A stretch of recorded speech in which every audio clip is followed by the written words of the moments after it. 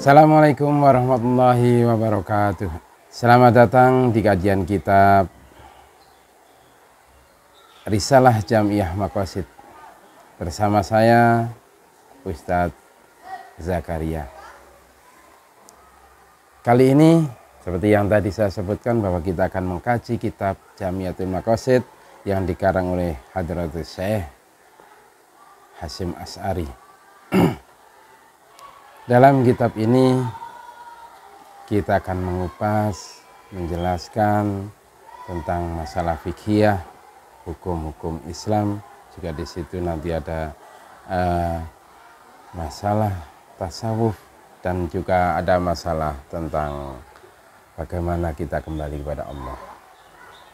Namun sebelumnya, sebelum kita mengkaji kitab ini, alangkah baiknya kita hadiah Fatihah dulu sebagai permulaan kepada musonef. Semoga apa yang kita kaji bermanfaat dan dapat ridha dari Allah Subhanahu wa taala. La hadratin Nabil Mustafa sallallahu alaihi wasallam wa ala alihi washabihi ajmain jami'an anbiya ulama syahada sun maqatin muqarrabin Husain Sultani al Nishawli jilan qada sama aziz wa nahusu sallallahu musani fi hadzal kitab Allahumma anfa'na barakatihim wa ulumihim fid darini amin. Al-Fatihah. A'udzu billahi minasyaitonir rajim. Bismillahirrahmanirrahim. Alhamdulillahirabbil alamin arrahmanir rahim maliki yaumiddin. Iyyaka na'budu wa iyyaka nasta'in. Ihdinas siratal mustaqim. Siratal ladzina an'amta 'alaihim ghairil maghdubi 'alaihim waladdallin. Amin. Baik, mari kita mulai kajian kitab ini. Yang pertama, pasti dalam sebuah kitab ada kata pembuka, maka akan kami bacakan kata pembukanya. Bismillahirrahmanirrahim. Alhamdulillah syukran alan nawalihi wassalatu wassalamu ala sayyidina Muhammadin wa ala alihi washabihi wa ba'du. Fahadha kitabun awda'tu fihi syai'an minal maqasidil islamiyah wa syai'an minal kalami ala awwali wajibin ala mukallafin wa syai'an minal kalami ala usuli tariqin fi tasawwuf wal wusuli ilallah wa ilallahil karim. Amuddu akufal ibtihali ayang fa'abihi nafsi wa amthali minal juhali wa yaj'ala mali khalisan wajhil karim innahu jawadun raufur rahim annahu waliyuman iltaja ilahi wal akhdu biyadi man awwal alaihi wa radabtu hala sab'ati maqasida wa khatimatin. Kitab ini musannaf mengatakan setelah membaca hamdalah salawat salam, kemudian musannaf berkata bahwa kitab ini mengandung beberapa tujuan dalam agama Islam. Mengandung pertama permulaan yang wajib terhadap kita orang mukallaf, orang Islam yang sudah baligh dan sudah terkena hukum Islam, dan sesuatu tentang pokok-pokok hukum Islam, baik dalam syarat thariqah, syariah ataupun syarat tasawufnya, dan sesuatu yang bagaimana jalan kita menuju ke Allah Subhanahu wa taala. Semoga ilmu ini bermanfaat, dan ilmu ini, kitab ini yang termaktub di dalamnya adalah ada 7 maqasid atau ada 7 pembahasan, 7 pokok tujuan dan penutup. Itu sedikit singkat keterangan tentang pembukaan dalam kitab Maqasidul Jamiatul Maqasid karangan Hadratus Syekh Hasyim Asy'ari. Masuk ke dalam maqasid yang pertama. Al-Maqasidul awal fi bayani aqaidil Islam wa usulil ahkam. Maqasid yang bersama, tujuan yang pertama, maksudul awal, ini menerangkan tentang akidah Islam, akidah Islam dan pokok-pokok dalam hukum Islam. Awal wajibin ala mukallafin ma'rifatullahi ta'ala. Beliau berkata bahwa pertama kali yang diwajibkan terhadap orang yang mukallaf orang mukallaf dan orang Islam yang telah baligh, yang telah di situ sudah wajib untuk melaksanakan hukum-hukum Islam adalah ma'rifatullah, atau mengetahui tentang Allah. Mengetahui yang bagaimana di sini? Wahya antuk mina bi annallaha maujudun laisa bi ma'dum. Yang dimaksud adalah mengetahui di sini adalah kita mengimani, meyakini bahwa sesungguhnya Allah itu ada.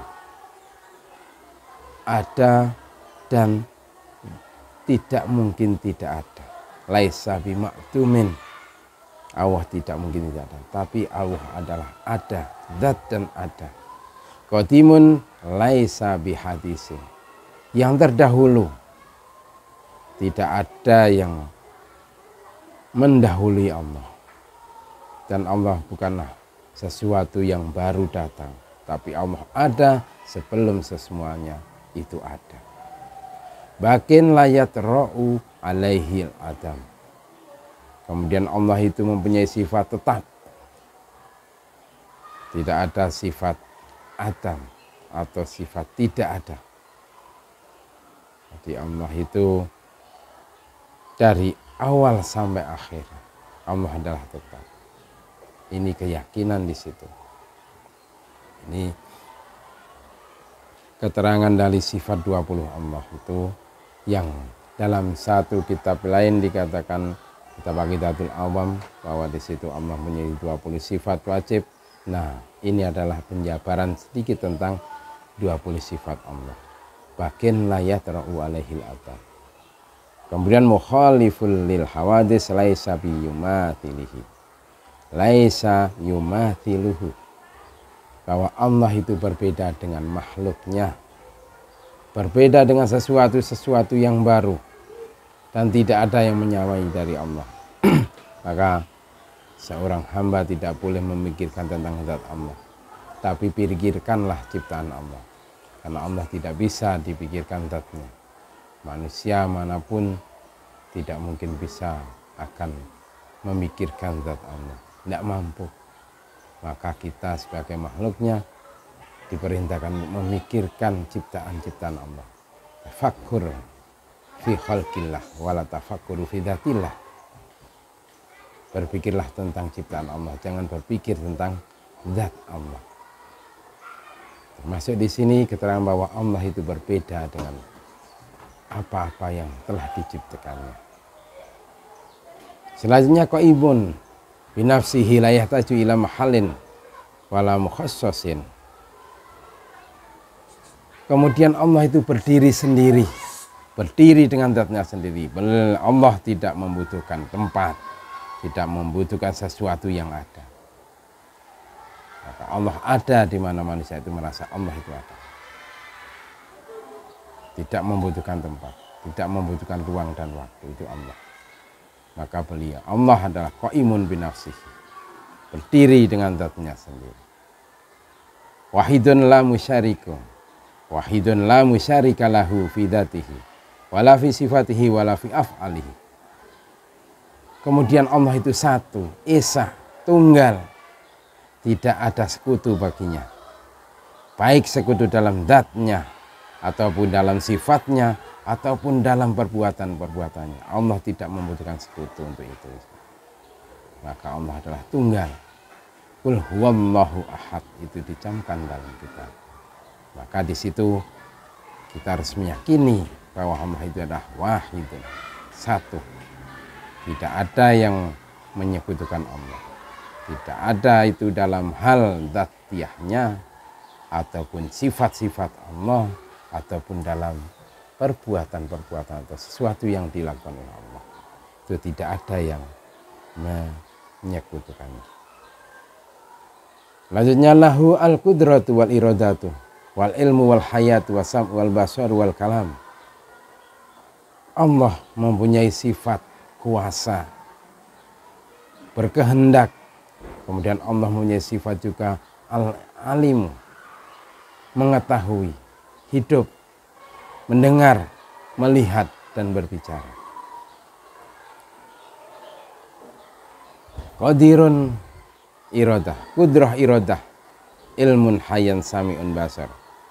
Allah adalah sifat berkuasa, iradah, berkuasa dari semuanya yang ada di alam semesta, semua yang Allah ciptakan, dan Allah berkehendak dari apa yang dikehendaki Allah.